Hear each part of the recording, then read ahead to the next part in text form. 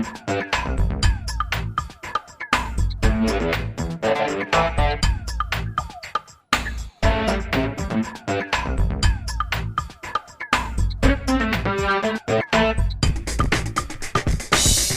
to our wonderful audience and welcome to I Would Not, Could Not Run, a podcast starring a couple of guys who thought a few years ago that they couldn't run and they would not run. They were a bit overweight, a bit old, a bit lazy, and didn't really see the point of running when you don't really have to now, considering technology has made it sort of redundant in many situations. However, we're both converts, me and Andrew, and we've had a little bit of a break since our last edition of this podcast, haven't we, Andrew? But we feel like we've got much more to say. Do you not think? I think so, yeah. We've had a few weeks, haven't we? And in your intro there, you said something like old and lazy and some other things. I think I still feel like most of those things, but at least I am able to, move along at a relatively brisk pace. Oh, yeah, called running. Yeah. So what have you been up to? Because we're both, just to for the record, we've both been training for an event which is happening on Sunday the 1st of March, 2026, at the Olympic Park, the London Half/10K. So how are your preps going? I have had a very annoying injury, which anyone who's listened to the previous episodes will know a bit about, so I won't go on with that. But my preparation has really been coloured by that. So I'm sort of powering on very gently with not trying to stress this foot injury too much, and I've just been gradually upping the minutes run, and I did my first 10k since the last 10k, Oliver, we did back in November, which was the same race, the same race at the same venue. I did my first 10k, and it was not completely perfect, but it was pretty good. So I'm pretty confident that I'll be okay, but I think I'll just leave it until the night before, so you may just get a bailout. Oh no, don't say We'll that. see. Yeah, I don't want to run on a sore foot, because that's yeah. Well, you guided me around last time to my world-breaking 66 minutes or 65 and a half minutes or whatever. But this time I've actually broken through the magical 30-minute for a 5K barrier, which does not mean I'm going to break through the 60-minute for a 10K. But I was very, very pleased about that. And I've been training with a thing called Runner, which you've probably heard of, which is a thing that takes all your variables, your age, your skill level, and what you want to do, and then comes up using AI, no doubt, with a little plan, which has worked really well. And I know what intervals are now and stuff like that. But I've been amazed by your progress. I've been watching your times, sort of creepy stalker sort of mode, just looking at your vitals and noticing that they've been coming down. Yes, well, we've had cameras installed now outside the house for that very reason. But they have. So I'm really, really anxious though to be able to keep it going, because I'm notoriously injury free. I've been running 2 years, no injuries, touch wood. So I know I've got to be due one at some point. But I've taken it very easily. So your preparation has been fraught with problems. Mine hasn't, which makes me incredibly nervous. But I hope that you are there in some capacity, even if it's only to say, like you did last time, you can walk for a bit if you feel you have to, as I went from purple to grey. But we should probably move and to breathe as well. You're able to breathe, and you might want to take that hat off. He said as well at some point. You were very, very kind, and I was very what was the word? I was very taciturn in the sense that I didn't say anything back, because I was using every molecule of oxygen to keep my stupid muscles going. But enough about us, I guess. Well, I guess this is a bit of a segue into the theme of this week's episode, which is talking about improving performance and finding that you're getting better, and actually getting better quite quickly is all quite exciting. And I've had some of that, but it also leads into this idea about finding balance in our running, and which isn't the sobriety test. It's just how running fits into our lives. And I think we both come to love running, and the podcast is about sharing this as widely as possible, but we want to keep running, and we want to avoid things which put this at risk. And it does seem that we can run too much or too little, so the balance can go in the wrong direction perhaps, and particularly for older runners like us, you've got to be careful that running too much and too hard, can has some risks. It can take up too much time, it can impinge on work and family, and it can also lead to the road of injury and overtraining. So really this was about how we get the right balance with our running, and I don't think Oliver's really had any problems in this area, but I think I might have done. So that's sort of where we are with the theme. Yeah, indeed. So I guess we should start to think. I mean, we advertised special guests, so I suppose we better get on and sort of introduce them. Really. Yes, well, yes. So this is a good time to introduce our very special guests. So we have Rob and David with us today. How are both of you? Well, I feel I was going to say, hello, I'm Rob, and I'm an injury-olic, in the sense that my running career seems to be highly influenced by one injury after another. Albeit, as you said, it is quite addictive. It is quite amazing. I have got over the line at the end of a race and cried, simply having completed the race. Pain or joy, Rob? Well, largely joy, as you'll know. Oh. It isn't so much fun running with an injury, and we've all done it. No, it's hilarious. Yeah. But yes, lots of injury stories, lots of running stories, and whilst I'd like to think that I wasn't too old still, clearly, kind of my journey was very much one in later life. I think my first mile that I ever managed to run successfully was at 45. So it's just a pity I didn't start earlier. Actually, A youngster. So I was just going to say a little bit more about how I even know you, how we even know you. But I mean, first of all, David, how are you? Just very quickly. I'm very well, thank you very much, and thank you everybody for just having me on. I've been fortunate to know Rob now since, dare I say it, 2020, during our delightful world plague that we had. Oh yeah. And he's kind of sort of roped me into this cult that they call running, and it's kind of blossomed from there really for quite a while. Okay. Oh right. So you haven't been running for that long then, David? Say that again, sorry? You haven't been running for that long then? I didn't actually start running until the March of 2021. I was an avid indoor cyclist until I got injured on this bike and discovered that I could actually run even though I was injured and I couldn't cycle. So it started from there. He did say, I can't run.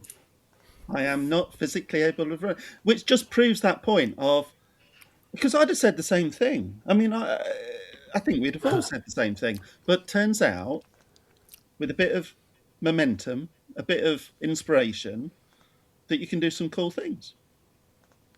Incredible. Yeah. And I spent my life saying I can't run, actually. Shall I just say a little bit about how I even know you, Rob? And I mean, so I think I met Rob in about 2008 when he joined the same company that we were working for, and then became our boss, and that was lovely. And we worked on various sort of fun management consulting-y things together, it's all very fascinating, but has nothing to do with running, so we won't dwell on any of that. And then Rob sort of moved on to different things, and we kept in occasional touch. And then Rob commented on a LinkedIn post that I made last year on my journey into becoming a reasonably serious runner, or at least regular runner. And we both realised that we were runners, and we exchanged some messages. And like almost everyone I've talked to, everyone has a running story and a running journey that is actually quite interesting, and Rob's is, and then Rob mentioned David, and then how that story which you're about to start telling, really, which is how you came to enthuse David into starting to run, which is one of the great things about running is passing on the love, actually. So I think we can just get back to that story which you were telling, which I interrupted. So how did you get into running? So Rob, I was sort of going to ask, were you one of the gazelle people at school who was good at sports? Were you ever a runner, or were you sporty? Do you know, I did. I mean, I lied earlier because I did do a mile in a half marathon. That oh, Sutton in Ashfield half marathon must have been about 1985, and I did it as part of a relay, and that mile nearly killed me. I mean, it Yeah. was kind of I was not a runner. I hated cross country.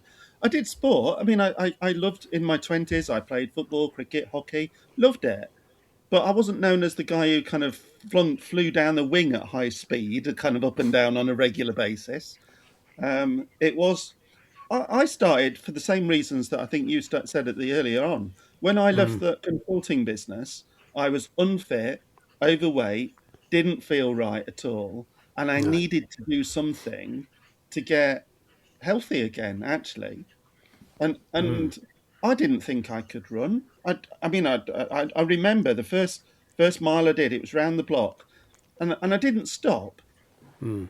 which was amazing That's because the impressive. second That's time I did impressive it, in itself. a Mm. couple of days later, I kind of did it, and I stopped 4 times on that mile around the block. Yeah. But Yeah. but I just found it amazing to go from really struggling with something like that, and then you get addicted, and then you do a bit more, and then you push it a bit further, and then you Yeah. start Yeah. kind of Yeah. measuring the times, and then you start kind of looking at all sorts of other things. I think Yeah. the fundamentally most important thing for me personally was somebody else in the village was starting to run at the same time, and Ah, having a okay. running mate meant that we could persuade each other to go out. So when it was cold and wet and damp, because we'd committed in advance that we were going to out and run 5K or 10K or ultimately half marathons as we did, that that that there was somebody else kind of dependent on you. That makes Yeah. such a difference, massive difference. I Yeah. think Yeah. in many ways that's what I'd say is my link with David. I mean, the stuff that we did on the bike together in the pandemic, that forged our friendship, our relationship. The fact that Mm. David was saying, "Hey, we've got this kind of this ride that we've got to do the next day or the day after or whenever it was," it was that shared commitment. Mm. So did you, so you sort of started running. I mean, did you make use of any of the organised programs like Couch to 5K, or if you just sort of started running and made it work? I'm really impressed because I did try and start running a few times and failed because I misunderstood that stopping wasn't cheating. So I just tried to run, couldn't run for more than a few hundred meters and thought I was useless and stopped, because I was discouraged. And it wasn't till, without repeating earlier episodes, it wasn't till I felt I had permission to stop from Couch to 5K. So if you managed to do it without that, that's quite something. I don't think we did. I think it comes back to we managed it because there were two of us. Mm. And I don't think I did follow a particular guide. And I remember, I mean, I completely agree with you that I never liked to stop. That was an awful thing to do, or go slow even at one point. I mean, I read Yeah. once upon a time. I read a lot. I mean, I read about the 7 ages of running and how can I start with you go out and you try and beat your Strava time every time you go out, as Yeah. opposed to actually taking it easy, stepping off, just putting miles in your legs, Yeah. getting the better balance. And that's probably why I spent a lot of time injured as well, because I was pushing too much. You Yeah. you Not you knowing what to do. learn, don't you, over time? And I had a mate who Mm. kind of was very ran a lot, cycled a lot, big advocate of the science of it all. Yeah. And he told me things like, "Well, you should cross train, Rob. Make sure that Mm. you're getting on the bike." And I would go, "I know better than you. What right have you got to tell me with your years of experience what I should do?" Yeah. But of course, he was right. And but you kind of find that way once you kind of got into it more, really. Yeah, yeah, and you start to read the books, and everyone ends up reading Born to Run or whatever, and the various different sort of authoritative books on running, and then you end up on YouTube, and yeah. So you were using Peloton, weren't you, as well? And this is where you met David, which sounds pretty amazing to actually meet anyone. How do you even meet? I mean, can you wave each other on Peloton, or You can or how high does it five, work? high five. I mean, it's look. I mean, Really? I'd probably Wow. yeah. it's an experience. I'd run by the time Peloton was 2019 for me, and I'd probably run for about 5 or 6 years by that stage. So I'd done a Okay, number of yeah. half marathons. Peloton was transformed it. I mean, 6 months on a Peloton doing this cycling. I ran my 13th half marathon in February of 2020, and I knocked 10 minutes off my PB, Wow. which is Okay. So ridiculous, absolutely wow. ridiculous as a kind of difference that it made. But I lost a lot of weight. I was cycling 150, 200k a week. I was running 30k a week. I mean, So was it I 7 days then? Was it exercise every day? David, there was a time we were doing 6 rides a week, wasn't it? Yeah, it was a bit mad, excessive. Yeah. Yeah. So were you similar levels? So that's why you kept bumping into each other, and you ended up racing. And sometimes Rob was in front, and sometimes David was in front. Otherwise, how do you I think David should tell the story. Well, from a cycling perspective or a running perspective? Well, no, from the cycling community, because it's back to the days of the Peloton cycling group, wasn't it? Yeah, I think from a cycling ability, we probably weren't that far apart from each other. It wasn't a case of we never really raced each other. It was kind of a case the class would have a structure. You'd have X number of minutes doing this effort, then you'd have a rest, and you do another sort of interval. And it was just teaching your muscles how to get used to the assault that you're doing time and time again.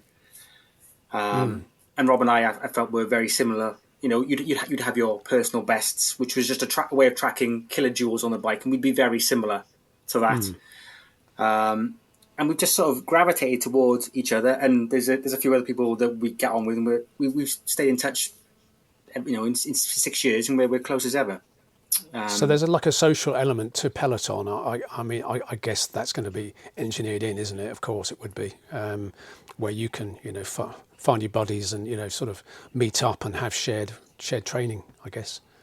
Exactly. And you've got the studios in London and in New York, and I've been fortunate to be able to go to both. So you get to meet these rock stars that you grew up, that you cycled with, you ran with during the pandemic. You get to meet them and do a class with them. Wow. Not only that, but you get to meet rock stars on the bike as well. I mean, I still remember being high-fived by Usain Bolt, which was, how cool was that? And kind of professional golfers and other. So the community that's out there that was on the bike at that time, I'm sure still is. Yeah. What an amazing thing. A time which was really hard for everyone in the context of the pandemic. Then to have that social contact and physical exercise that was in a sense it was all done for a benefit, wasn't it? Because we were all getting fitter, healthier, or by it kind of maybe the other thing that's kind of probably worth saying is David and I and others tended to like to try and push it to excess at times. So I still remember finding balance, the ride was maybe too much. But that's the thing that was the big trigger in terms of big significant performance improvement because of that cross training. But as David said earlier, I mean, that was also the time when, a cycling injury led to conversations around running. And I think at the time we'd both then got the Peloton treadmill as well. That's right. So it wasn't then just the bike. It was also the ability to run together, even though we were like 150 miles apart. You could still run together on the app and the treadmill. I didn't know there was a treadmill, but I guess makes total sense. So once a week we'd pick a designated evening, and maybe half an hour, 45 minutes. Rob and I would run together, and at those early stages, Rob would pace me, as it were, even though he wasn't in the room. He would almost run at a set pace, and I would try and match it as he moved along. And that's how my journey started. During the pandemic years, my son was going out with a girl who was in Germany, and they just watched movies together, quite romantically, but about hundreds of miles apart. I mean, I'm not saying there's any romance between David and Rob, although you do. We don't want to talk about that, Oliver. Well, you got quite close. That's another call. That is another podcast. That's a whole different podcast, but watch the space. It is. I think you should sing it from the rooftops. No, I think that's great. I mean, I'm so different from you guys, and I hate running with anyone. Although, Andrew, you took me through that last 10K, and that was very nice having you there. So comforting, your comforting presence next to me. In the first K, he said, it feels like you don't want to talk at all, and that's cool. Nod if that's cool, shake your head if it's not. And I nodded my head, and that was the only conversation that we actually had during that whole 10K was a nod. But it's great to understand that you can have that sort of remote connection and get into it that way. David, I want to just bring up something that you said earlier, which was really interesting, right? Because you're a cyclist, you're obviously a sporty guy. In fact, you both are more sporty than possibly Andrew and I were, certainly more than I was ever. I mean, I really was the blob at the back. And you, despite being a really competent cyclist, felt you couldn't run. I find that absolutely extraordinary. It's just like, well, you're sporty, you can do everything. And the thing that got through to me with Andrew was the fact that running is sort of a very natural thing for a human being, a bipedal mammal to do, and it's what got us ahead in the savannah and stuff. So that's the thing that made me think, oh, maybe I could do it. But for a cyclist to not think he could run, I find that really, really extraordinary. How did you get around that? Just simply by doing it, I suppose. I suppose so, yeah. You say sporty. I appreciate the compliment. I really wasn't. Prior to February 2020, I was non-existent. I might cycle to work occasionally, so bear in mind, I'm based in South Wales, it might be a 15-minute cycle each way. But that was it. So I certainly wasn't sporty. I was more of an armchair enthusiast, watching the sport than doing the sport. We got the Pilot Town bike about 3 or 4 weeks before lockdown. So it was just perfect, very, very convenient at the right time, mentally as well as physically. Just and back in the time when there wasn't very much else to be doing as well, and obviously people were, very, very restricted in terms of what you can actually do. So what an incredible thing. And Peloton probably had a massive growth, imagine, in demand because of that. Oh yeah. Well, it shot up in the pandemic, didn't it? I think I hadn't thought about it before, but logically, I mean, Oliver, your point about not running with people. So in 2019, I did, from a charity point of view, around 30 park runs in 30 different weekends, like 30 consecutive weekends, 30 brand new park runs, which I ran with people. I loved it. It was amazing to kind of go around the country, running with other people that I'd never met before, didn't know. But that community, that exploration, got into tourism, all that sort of thing. And then I lost that because there was this thing called the pandemic. So maybe actually the bike for me was that opportunity to do similar thing. I was still kind of doing this exercise and community and meeting new people. It's just that I wasn't going outside the house because I couldn't. But actually, that makes a lot of sense. Interaction.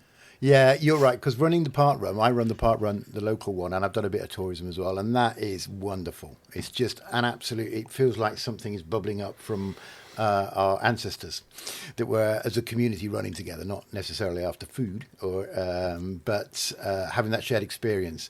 And people will, what I found at our local park run, I was telling my friend this, if someone's got a birthday, they've got a bib on, everyone's saying happy birthday. If it's their 50th park run, everyone's going congrats. And if you overtake someone, which is very unusual for me, but it has happened, you'll get someone going, well done, mate.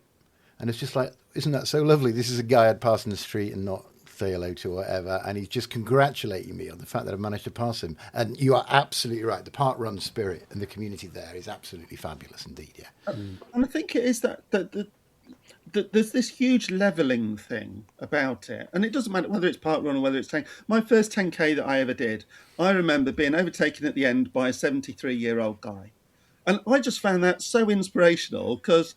Okay, it was my first race. I'd just done my hamstring a few weeks before, so I was hardly in peak fitness. But it just gave me that realisation that says no matter who you are or what age, I've raced 11-year-olds kind of in a park run thinking, I'm not having you beat me. They're a pest. Yeah, those bandy little 11-year-olds. Oh, my. They'll disappear off with a rocket after, There's a guy at Great Lions in Gillingham, and he must be nearly 80 now, and he comes in, he does 40 minutes or whatever, it's not bad, and he comes sprinting in the last 100 metres shouting, I'm still alive! Bless him. He's a hero. But that's the beauty of it. It's kind of, you see, those first years in it for me, time was everything. I was obsessed about getting faster. It's not about running faster. It's just about being able to do it. I mean, I would be delighted at the moment if I could run a 30-minute 5K. Going back to your point earlier, Oliver. But at the same time, I kind of was less than 22. David's less than 20. It's kind of, those things can be amazing at the point in time, but it's kind of not what it's about. No. Yeah, which is what you sort of learn as you're running longer. Actually, I think there's a YouTube video which I shared with you guys. Perhaps we can put it up in the link. But there's a guy who says, "We don't have to run; we get to run," and it's the gift of running and remembering that's the way around it is, rather than chasing the PBs. So, I mean, that's a good segue into sort of how things progress with you guys. So, Rob, I know you started doing marathons and then even started to moving on to ultras and doing 24-hour races, where you just run, where the clock starts, and it stops after 24 races, and whoever's run furthest wins, I presume, or still alive. Yeah, but well, it's always amazing what people can do. I mean, I watched a load of films around and documentaries about people running back in the pandemic, actually. So Kilian Jornet is just such an inspirational figure, or the Barkley marathons, and to see kind of what people how on earth you kind of set yourself up something like that. The 24. I mean, there's a guy who I've worked with and ran with, called Kev, and he kind of did this 24 hours ultra near us. It's 10k laps, it's cross country, it's quite hilly, and I thought that's a bonkers thing to do, but it was such a cool event. And 10k laps, lordy. 10k, which means that it's quite a cool thing to do as a relay, because if there's a group of you can go out and do 4 or 5 laps or something. And if you're hugely fit, you could go out and do 21, 22 laps, which is kind of what it would probably take to win. I've run it, I've walked it. I mean, one year I was injured, so I literally walked 4 laps and couldn't walk anymore because the injury just kind of stopped me from doing it. But you're part of that experience, and I think that's the lesson. In many ways, the lesson for me has been, I'd love to be able to I'm injured at the moment, so can't run. It's enormously frustrating, but would love to get back to that point where I can go out and do a 5k or a 10k or even more. But I don't have to go out to try and do an ultra again or to try and do a marathon again. I've kind of done that. I'm more in the space at the moment of, I'd love to run for fun because I can again. But it just evolves, depends on time. And David, have you done anything marathon stupid length? I was going to. Sorry, go on, David. Have you done anything stupid? Yes, I have. I did the London Marathon last year. Sweet. And I'm also in the middle of doing the what is known as the Super Half series. So those are the 6 half marathons that are scattered across Europe. I've done 3 of them. I've got 3 more on the horizon. I got Prague next month, for example, and then Copenhagen at the end of the year. But Fantastic. Last year, at the start of the year, I was probably in the fittest I've ever been in the run-up towards Berlin at the start of April. So it was a half marathon in Berlin, which is where my PB is. That's where it stayed. So I was in tremendous shape, ready for London. I was absolutely adamant I was going to smash it. And I can tell you my time, and you can go, yeah, that you still did. And I appreciate, but I'm a cold weather runner. I prefer to be cold. I've run in sub-zero temperatures. I've run low single digits. That's what I prefer. But London, low 20s, 25 degrees, ruined me. And it was 56,000 other people, which people say, oh, that's amazing. All the crowd support is amazing. Sure. But it was such an assault on the senses that you didn't have a moment to think. It's a moment to yourself just to try and get back to reality and try and grab hold of yourself, because it's such a tough event. I'm saying the obvious, but such a arduous, difficult thing to do. Especially running a half marathon race pace. You and banging their drums and it's it's hard. And I got to 22 miles, which is the furthest I'd ever run at that point. And for a quarter of a mile, I walked. I needed to. I then managed to jog the rest of the way, and I got it done. I was able to get under 4 hours, which I was absolutely delighted with. Yeah, absolutely. But it was just such a mind-blowing event. It was just I'm not sure I would do London ever. I'm not sure. I had a goal of doing all the majors. I was a medal chaser. I'm not anymore. I did London. I thought, you know what, that's enough. I was supposed to do Berlin Marathon last year, but I gave in to injury. I've been dealing with a couple of little niggles, and I'd ignored them long enough. And 4 weeks to go, I decided, no, I've got to step back. I think we all fall into this trap. Yeah, this is this sort of funny balance thing, and I found myself in that situation, which is how I ended up with my foot injury. So yeah, it's definitely it's the state of mind of goal focused people, and it's something just to be aware of, I think, and to not forget that. The actual running itself is just fun in itself, and you don't have to be chasing PBs. So what I do now is a flag chase with parkruns. That's my thing now, really. Nice. All over the world. That's the plan. It's a good time to talk about well-being, actually, which is something Rob mentioned in our discussions. And obviously, people run for lots of different reasons. People run for health, fitness, and things. People also run for mental health and for the great feeling it gives us. And I think Rob mentioned. Did you mention something about running to escape? Was not necessarily yourself, but that's something that you'd seen. Yeah. I think it's quite common, isn't it? I mean, especially in terms of some of the ultras, kind of.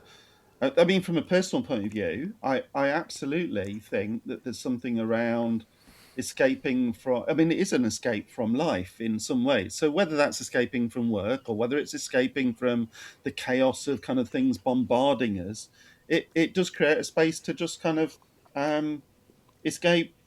I mean, I used to love just cold winter, low sun, running around country lanes or across the fields, because you didn't have to think about anything. You could choose to think about something, but it was just to get out and be in the midst of wherever you were was a calming experience. And I think that is a huge part of running. And certainly kind of some of the real gods of ultra running, I mean, that's fundamentally kind of one of the drivers behind it. Well, the chap, Niklas Rossner, the video that you just sent, he says running is a meditation. I didn't really understand what he meant, but it is.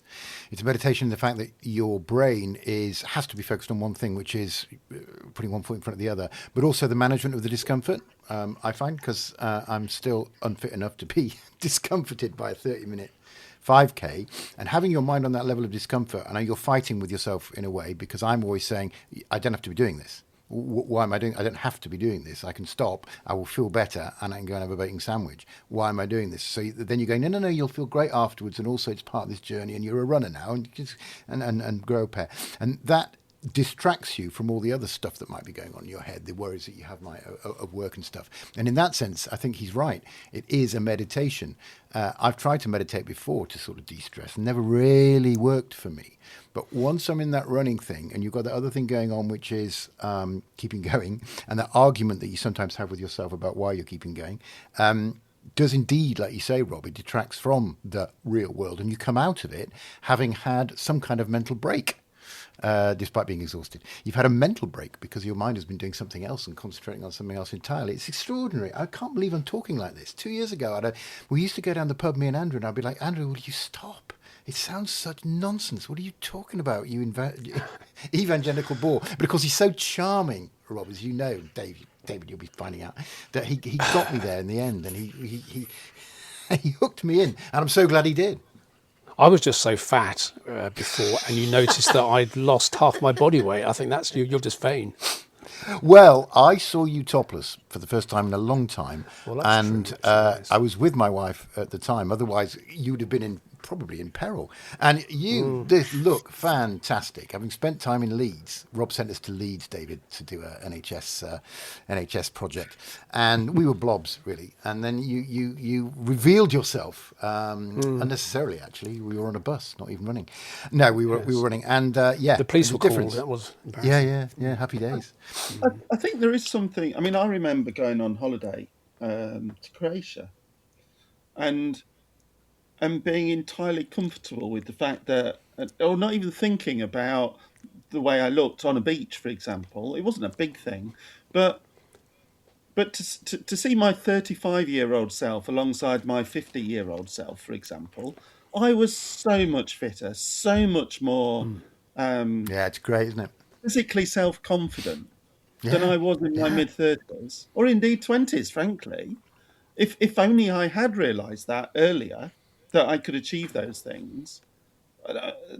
It's not a regret. It's Totally. just an amazing thing to have discovered that there is this thing that can be so beneficial in so many ways, albeit it kind of drives us mad with the injuries. Yeah, and how is this such a secret? And how is it that all school taught me, as I've said before, is that school taught me how to hate running because it was a punishment, really, for most people. Yeah, I mean, but perhaps it's a good time to talk about eating and diet just quickly, and just how has running and diets sort of reared their heads together for you, because they did with me. So when I started running, and I was annoyed that I thought I weighed more than was healthy, and I was carrying extra weight around, so I ended up changing my diet and losing a fair bit of weight. Did you find that, or did the weight just fall off, or did the weight do nothing? I think it's a combination of all of those things, really. I mean, from a personal journey point of view, so I started running in 2014, and clearly kind of doing. I mean, I did 3 half marathons the first year. In terms of, so you do that probably in training as well. You begin to notice that kind of you lose weight and you change shape. I massively changed shape in 2019 for a number of reasons, because I'd got the bike, the Peloton bike, which kind of drove an acceleration of that. I probably went from, 90 something kilograms to 75 kilograms at peak fitness, which for me was about 5 years ago. Gosh. I stopped eating meat. I mean, I kind of went pescatarian. Actually, I've reverted back now because I felt that it triggered some other health kind of challenges. So in the end, but I was pescatarian for 3 years. So the combination of, yes, running, changing diet, you become ever more conscious about the things that you are eating and the impact of that.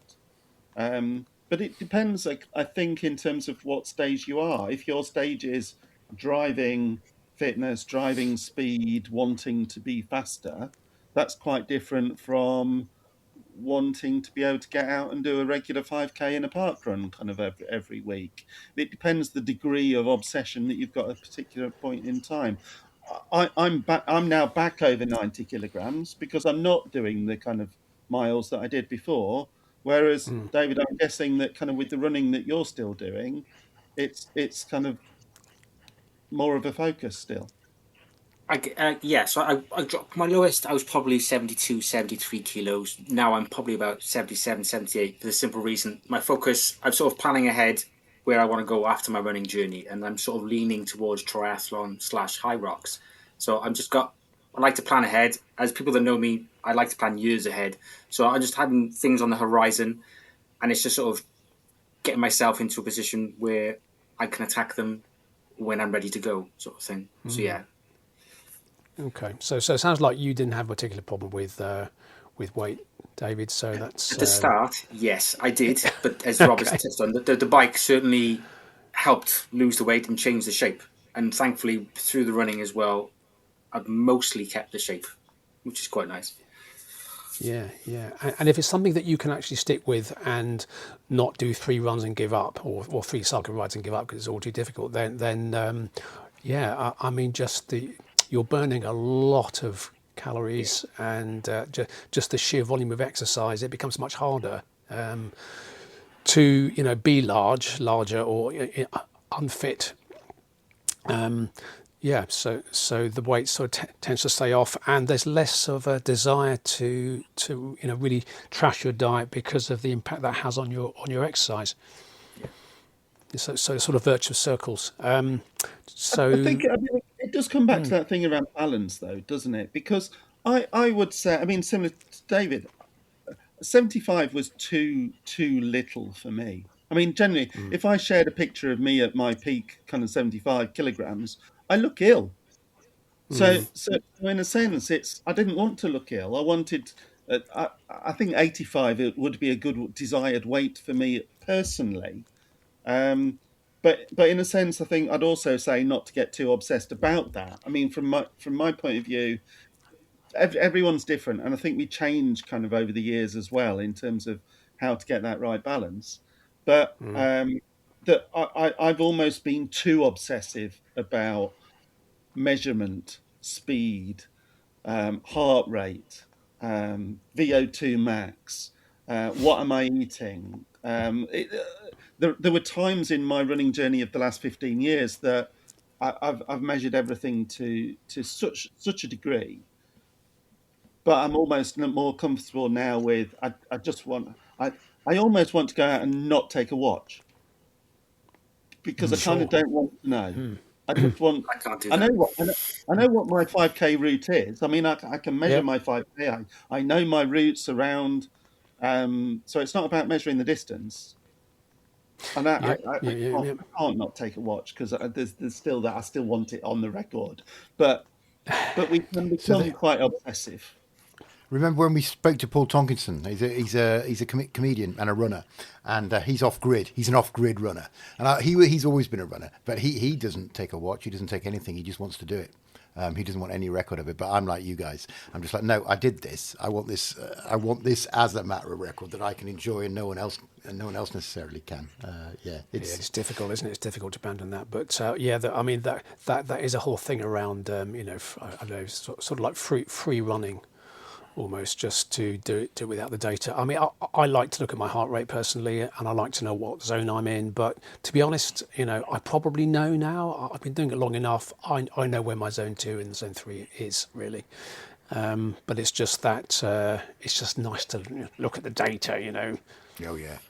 But it does I wonder change. whether sorry, go on. In Go on. that sense. I mean, my London Marathon experience was different to David's because my London Marathon, the one I ran rather than the one that my Achilles went beforehand, was London 2020, which is the famous virtual London Marathon.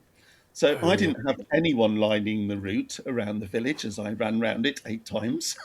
it was quite different, but I in those days I ran at my heart rate. I can just knew my all day pace, and kind of that was an entirely comfortable pace, and I did it in, I don't know, 4 hours 10, something like that, which I was quite happy with out on my own in that sense.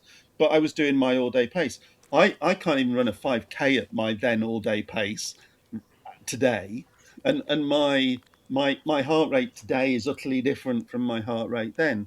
But the thing that you learn is this massive awareness of your body. So Sure.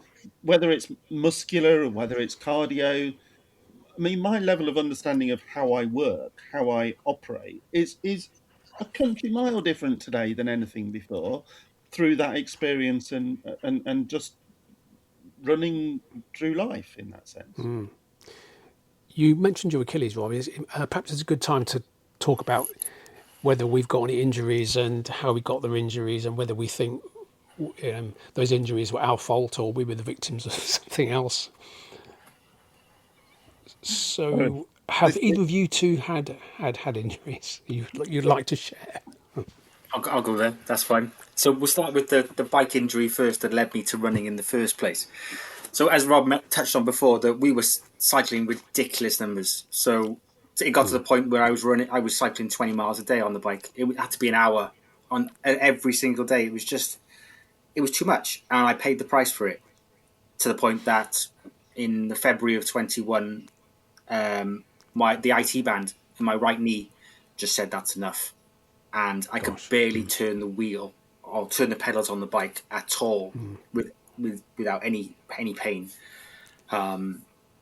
Which then obviously led me to running. Which bizarrely, when I'm running, it seems that my knee was happy with that. Wow. And I was slow, and I hate to use the word slow because speed is relative. Nobody is slow. We all have our pace, and that's what it was. And it let me run, which is great. And for the first couple of years, I probably was, touch wood, injury free. Or I would probably, there might be little niggles that I would ignore because us runners are prone to doing that.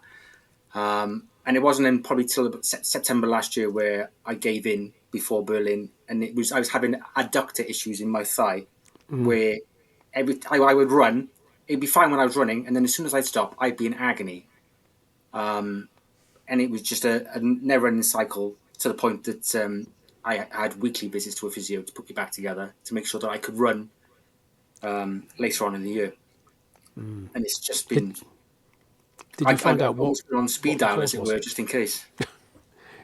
Did you find out what the underlying cause was? It too much volume or incorrect something or other? Or I think to be honest with both, I think it was just too much. I did 21 races last year, which is absurd from a 1 mile race up to London Marathon distance, and I did all sorts of. I was running a couple of races a month, and it was just too much. And I would medal chase.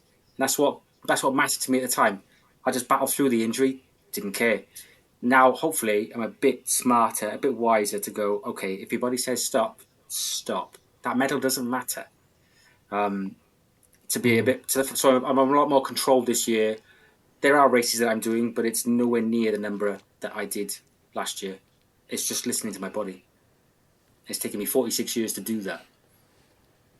Yeah, yes, it's such an easy thing to fall into, and I can feel I could feel myself sliding into some of that thinking when you're starting to improve quickly and you do your first races and it's really exciting, you know, and Rob, you've had some issues here and there, haven't you, with injuries? I seem to have been. I've had most, I think. Yeah. Most. Oh dear. I think in a sense, I mean, the point of just kind of trying to run through is always a battle because some you can. You're not going to always feel perfect on every run. There's always going to be a niggle that does appear at some point. But 2017, my Achilles really badly went, and I should have stopped a particular run earlier than I did, but I didn't. Yeah. I carried on thinking I'll kind of run it off, and I couldn't. I probably couldn't lift my Achilles off the floor for 6 months, something like that. It was just, and it's still weak. So that's a bit of a recurring injury. IT band I've had as well. That's a tricky one to get rid of. Not so easy to kind of stretch it out. I think the biggest benefit for me actually was going back to the Peloton. I was rubbish about going out for a run and stretching before or after. Just rubbish. Yeah. I didn't have the I don't know, control to make sure I was always doing that.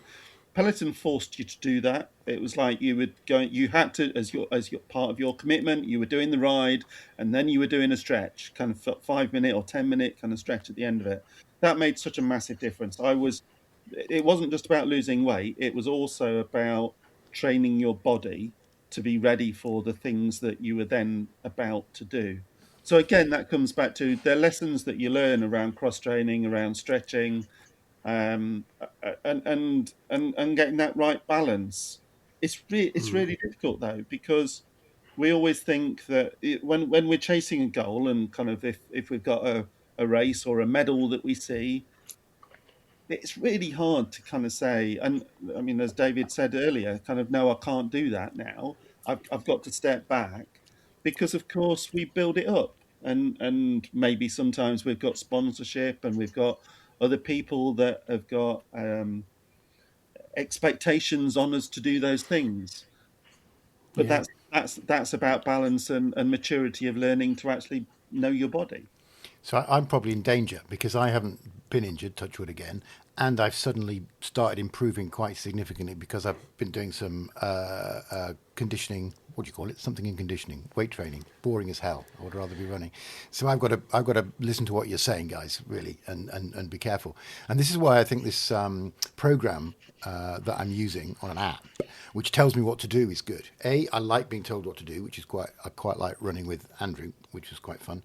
But also it to the best of its knowledge, to all the data you give it, your age, your experience, your speed, how long you've been doing it, it'll give you that best plan, and you can follow that plan. And therefore, hopefully, you don't fall into the trap of, wow, I just took 30 seconds off my park run time. I'm going to just go for it this week, because that is unwise and will lead to breakdown, particularly in slightly aged bodies like ours. So I'm listening very carefully to what you're saying and your experience. I'm going to try not to do that. At some point, obviously, I'll have some thing, because I'm always doing that thing that you said, David.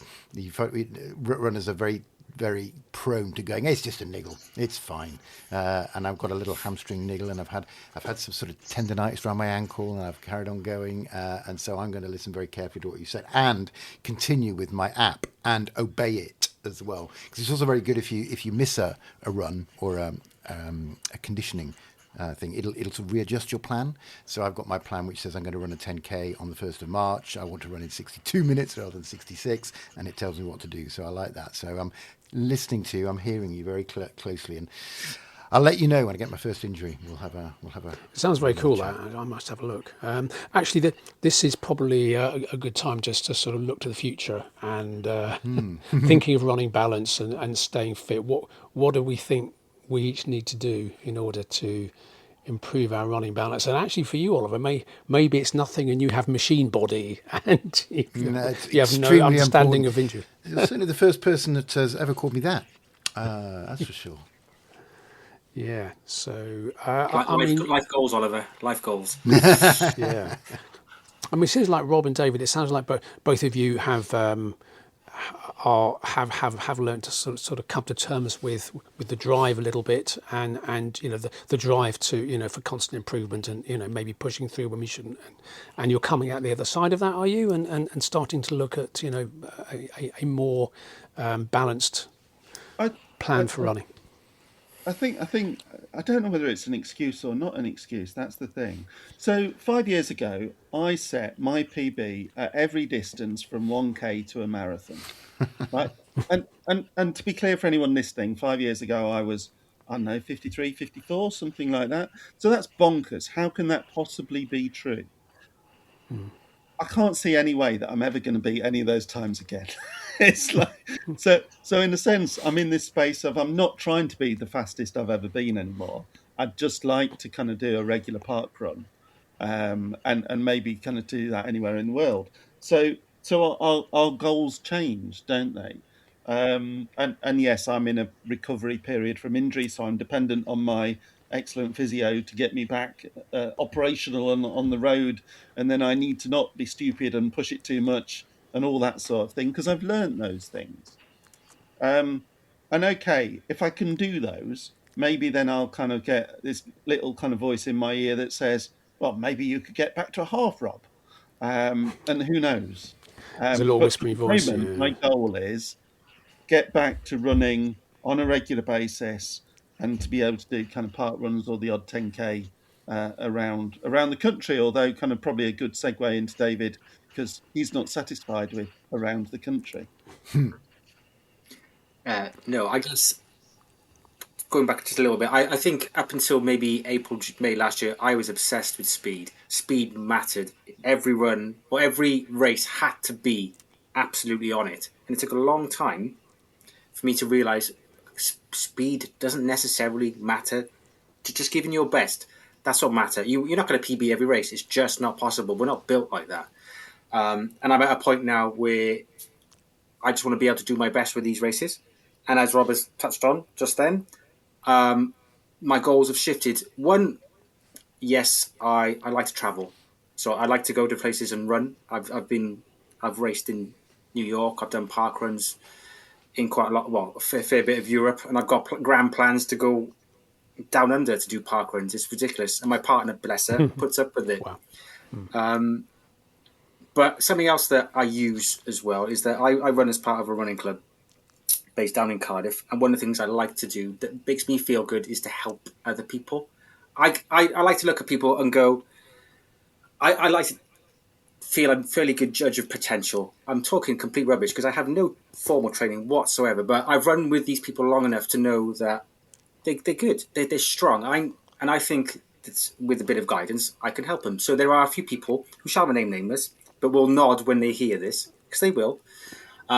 That I like to run with them. I like to sort of give them a bit of structure to try and help them push themselves out just a little bit further. And it's so satisfying to watch them succeed, knowing that I was able to add that little bit to them and help them along their way. And that, at the moment, I think that's what I use. That's what I get my satisfaction. Not so much from me anymore.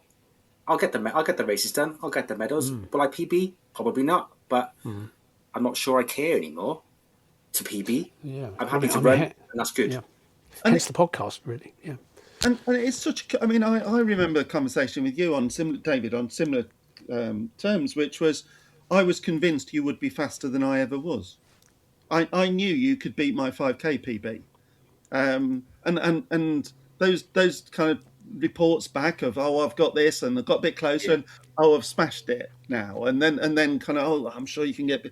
It has been hugely satisfying to see your evolution and to see you succeed in something that you said, I can't do that. So it is kind of amazing to hear you then talk about that in similar terms with the people that you run with now. Yeah, because you would almost every Tuesday say, right, here's your 5K, this is your target. And I was like red rag to a bull sort of thing. Well, let's go for that target on that treadmill just to see if I could lower that 5K down. And that's for 6 months, that's all I knew was the treadmill. It took me a long time to get out and do a park run. And then that's probably when I realised, actually, I'm okay at this. And I barely run on a treadmill now. I despise treadmills now. I can't stand them. I much prefer being outside regardless of the weather. But Rob has had such an impact on my early career. That sounds terrible. On my early running life that, I'm always thankful to what he ever did for me. He had a terrible impact on my IT career, but I've forgiven him for that. What career was that, Oliver? Yeah, exactly. Well, he was a tiny weed when I joined Atos and just tramped into the dirt by the time I left. Oh, yes. I jest, of course. I just conscious of the time. This is. I thought this might be a conversation that would run and run. I think there's maybe lots more to say, but I wonder whether we should start to draw things together, Oliver. I think so. Yes, that's right. We promised we wouldn't go over the hour. There's plenty to do. We've got to invite these guys back as well at some point, just to see how we've gone. Just if only to go through my injury, which is inevitable. Yes. So should we say thanks very much to Rob and David for spending the time and coming on to our little podcast? Thank you so much, chaps. Thank Wonderful. you for having me. Yeah. And, It just shows that I think there is this huge thing around when you meet a fellow runner, especially one that's come into running as opposed to always has been. Yeah, it's just this huge bond. I mean, it's nice, isn't it? I met someone last week and we at a business and we ended up talking about running, and they came up with the immortal line of, "And I've done a park run in the Falklands Islands." Oh, you think, wow, how cool is that? That is very cool. that's All those ones that there's a guy that does park runs around the top of his fridge online. You might want to look him up. He does lots of circuits of his fridge. But yeah, you're right. The brotherhood / sisterhood. Yeah, and the park run's part of that as well. But yeah, no, you're right, Andrew. Great chat, as I knew it would be. Thanks ever so much, David. Thank you, Rob. Yeah. Any closing thoughts, Oliver? No, I'm looking forward to Sunday. I'm nervous, always get nervous, which is ridiculous. I mean, golly, I'm going to be 60 this year and I'm nervous about running. But we'll be there. You and me, Andrew, my boy will be there, my wife, a few friends as well, lunch afterwards. But no, I've learnt a lot.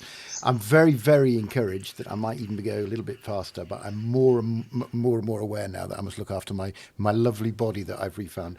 It's so funny, isn't it, to actually, I actually sort of admire what my body's able to do. And that, like like you, Rob, is the first time ever I can actually say that. Before I was a bit sort of weedy and stuff, and a bit embarrassed about my body. Now I go, no, it's nearly 60 years old and it can do this. Good on you. So those are my thoughts. I'm not sure what we're going to do next time, Andrew, but I'm sure you'll think of something. Well, I was just thinking that I need to be careful here because with this race coming up, because I'm not completely sure my foot is okay, but I'm sort of telling myself it is. But there's a bit of me that really wants to go along and do the social thing, and I love doing races, so I just need to be careful that I'm not kidding myself. So I'll do another run on Wednesday at roundabout race pace, which is going to be your pace. I think I won't go any faster than that, and see how it feels, and then I'll take a view. And the other thing which occurred to me with this topic today is we talked quite a lot about injuries, and I didn't want anyone to be left too much with the impression that running is all about injuries, because running is completely wonderful. It's not without some risks, but the risks of not running are so much worse than the risks of running. So please don't take away this idea that if you run you're going to get injured. It's really just about managing ego. I think to some extent that's how I feel about it, and trying to push too hard too fast. So maybe this whole idea of running balance is important, and maybe we'll come back to it. And I think for most people, run for health and well-being, not for PBs. I think that's the advice I would want to leave people with. And not just physical health, I'd say mental health as well. It's totally. Massive. Yeah, brilliant. Balance as well. Super. Well, on that, I guess, Andrew, thank you so much. Rob, thank you so much. David, lovely to meet you. Another runner, another one of the Brotherhood Sisterhood. And we'll see you on the next one when me and Andrew will be past our 10K. We'll let you know what happens. But until then, bye-bye.